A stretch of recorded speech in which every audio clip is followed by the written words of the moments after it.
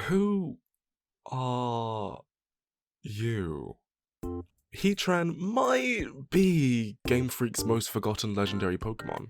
I bet when you were getting into Pokemon, the only way you realized it was legendary was because you could only get one of them in your game. Look how it turned out for Rotom. Little ragamuffin. This little magma baby has this much lore. Wow, look, that's not a lot. In fact, scientists have chimed in and said, hey Professor Certification pending pullbacks, I think that's nothing. To TSDRU on Heatran's lore, it's a Volcano's baby and don't test it. That's it. In the Sinnoh games, you can find Heatran at Stark Mountain. You can also find it underneath most volcanoes in other games with near to no explanation or lore, because that would be too much reading for a Pokemon fan.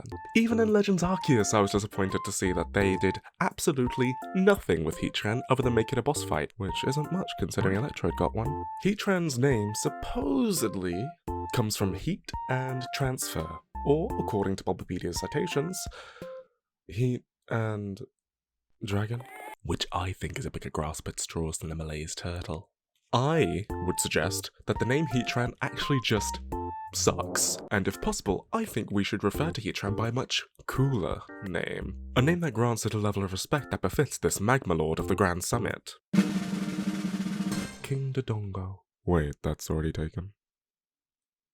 Damn. So with all that there is to Heatran's canon out of the way, I definitely think there's room to improve. It is a shame that after so many games have passed, all of these other legendary Pokemon seem to have at least some time to shine. Heatran has never really been given the same grace as the other legendary Pokemon of Gen 4. In the anime, it's pretty much exclusively being used as a plot device for the antagonists, rather than being a fearsome entity of its own accord. Look at that guy. That's not a god, that's a British citizen waiting for the plonker in front of him to scan his bleeding Oyster card for the millionth time. Don't get it twisted, the TCG in games don't exactly help its cause. From the underwhelming catalogue of cards it's gotten over the years, and the fact that it's always been quadruple weak to the sheer movement of the tectonic plates. You guys are in a crisis. I'm on my way.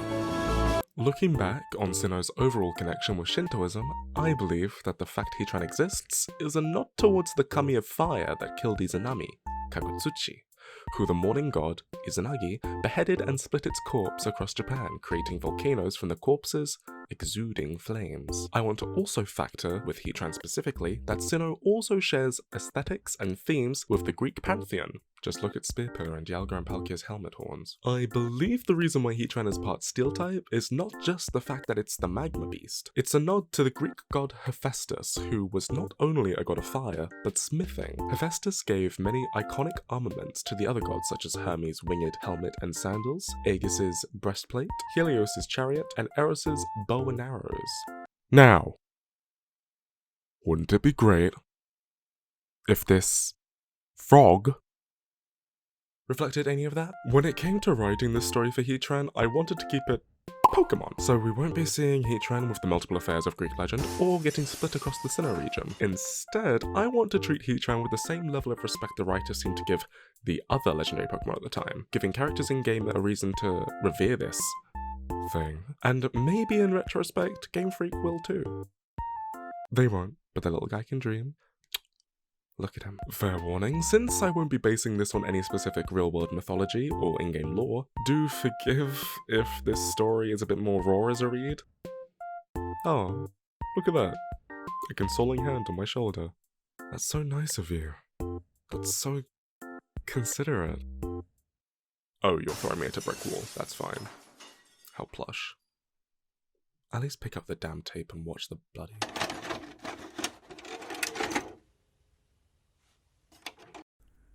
The Landshapers were craftsmen first, and governors second. To control was not their priority.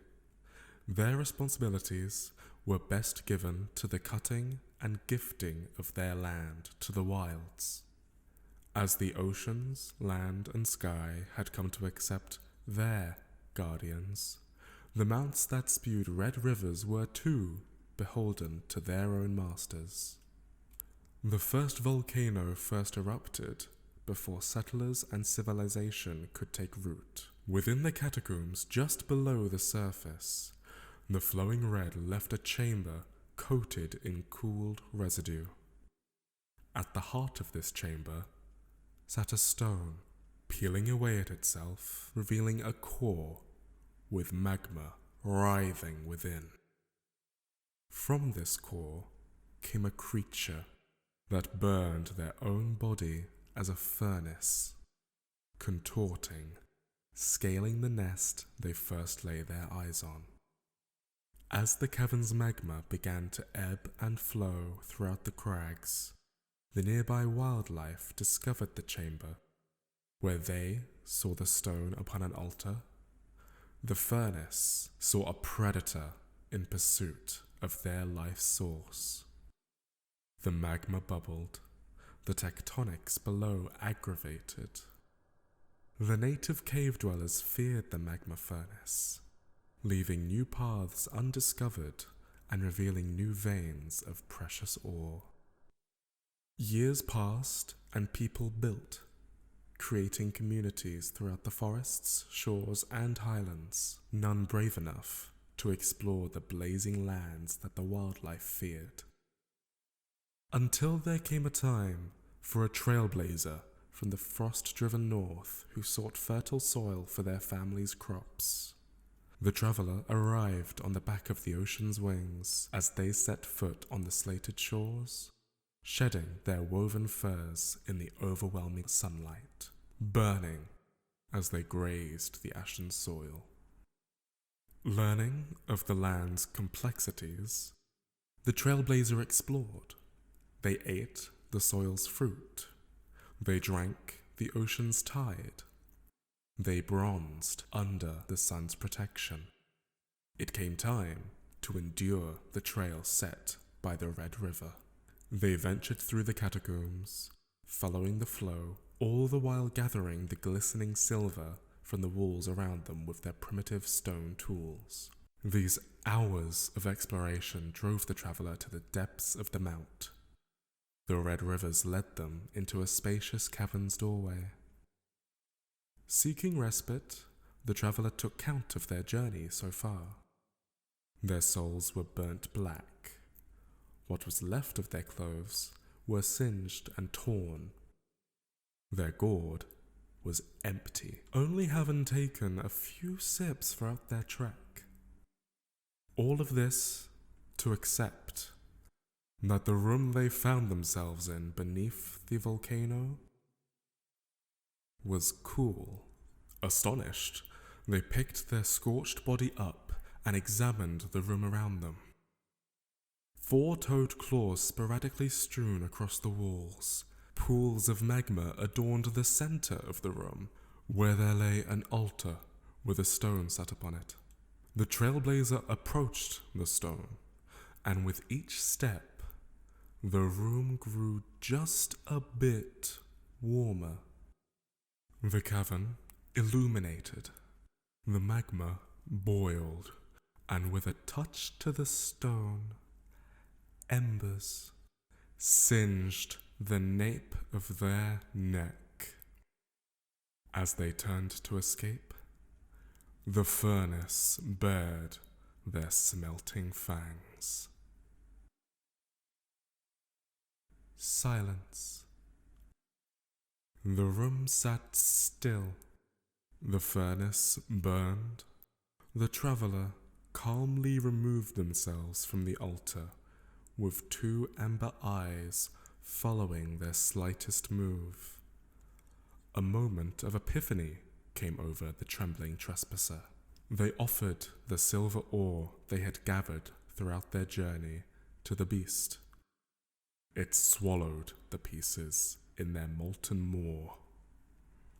As the traveler took breath, so did the room. They could see the shape of the metal changing in the creature's body. From its sides poured slicks of silver onto the cave floor, cooling into the cracks as a sickle. The furnace nodded, prompting the traveler to pick it up. The edges, blunt, no real use as a tool. So they hammered away as if it were a stone. They chipped away at the silver, feeding the furnace with the sparks, leaving a sharp pick at its finish. The furnace, impressed by humanity's ingenuity, guided the traveller out to the volcano entrance. An appreciation had formed. The trailblazer demonstrated the pick's use on the chipped walls of the volcano caverns, gathering more than enough ore for a whole tribe's worth of settlers. After returning to the surface and seeing the furnace return to the depths, the trailblazer returned home to the north, wearing nothing but fringing linens and their overflowing satchel of ore. As the moons changed, on the backs of the ocean's wings came more and more travelers. The volcano's insides were becoming dull and hollow, giving the red rivers that pumped throughout the mountain more room to slither and flow. The lava at the base of the mount was collected, siphoned from the ground, and stored in hollow stone effigies of the furnace, where craftsmen learned how to manipulate the metal, smithing weapons, armor, and reinforcements for their new homes at the foot of the mountain's soil. The furnace was not seen once. Depictions and hearsay became vague descriptions and baseless.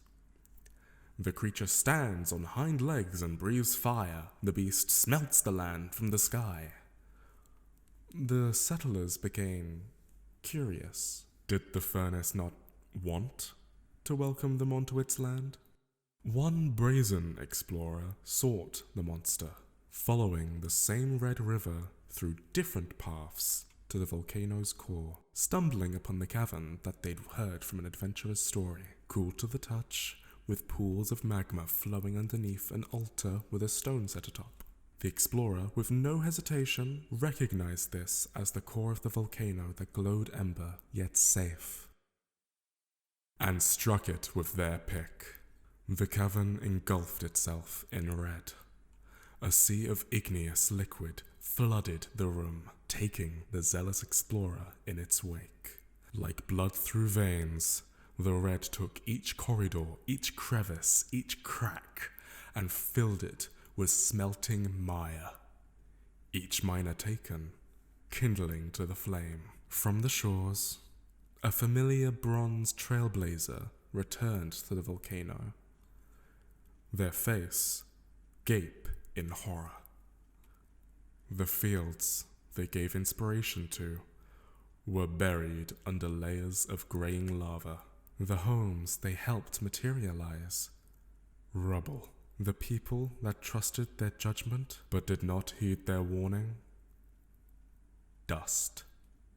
Praying to the heavens for an answer, they saw the furnace exploding from the summit of the mount, glaring its amber eyes down onto the people it gifted knowledge. The example had been made.